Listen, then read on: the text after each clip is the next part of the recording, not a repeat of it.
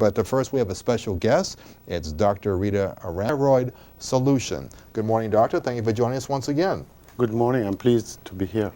Welcome to Los Angeles. Of course, I should mention that you, of course, are an expert, actually, in the field of, you're the chief of endocrinology. Is that correct? At the Ben Taub General Hospital in Houston. Also professor of medicine at Baylor College in Houston. You've written your first book. It's called The Thyroid Solution. Right. Obviously, than most people realize, what are some of the symptoms of somebody who may have a problem with their thyroid?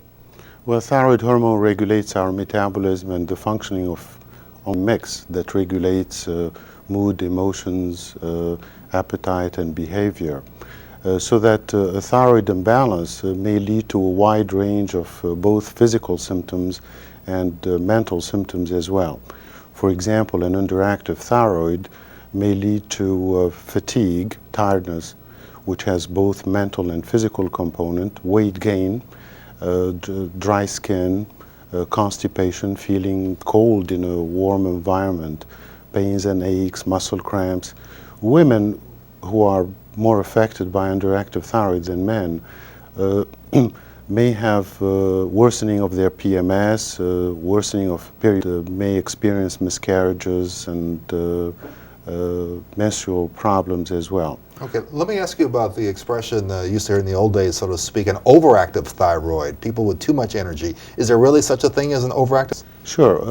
An overactive thyroid is less common than an underactive thyroid, and it typically causes weight loss, heat intolerance. We feel hot even in cold environment, increased frequency in bowel movement, hair loss, and a lot of emotional and mental symptoms as well, such as anxiety attacks, panic attacks, elation, a feeling of the top of the world, and so on. Now, let me ask you, whether it's an overactive or an underactive thyroid, if that's a proper expression, does it affect people as they get older, like some other ailments do?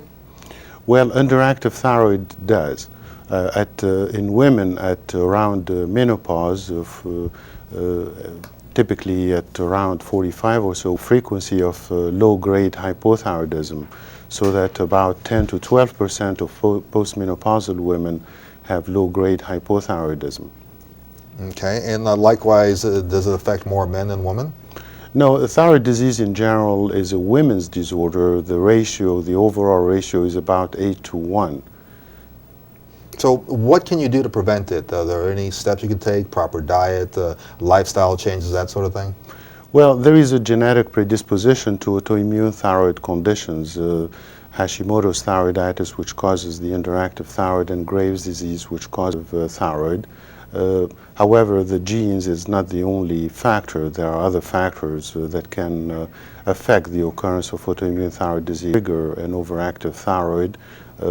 I think it's very important for people in general to eat a healthy diet, low simple sugar, high carbohydrate, low animal fat diet, and also adequate supplements that healthy thyroid, and also for thyroid hormone to work efficiently in our system. Okay, very good. Thank you so much, Doctor. We're speaking to Dr. Rita Arem. He's author of the book called The Thyroid Solution.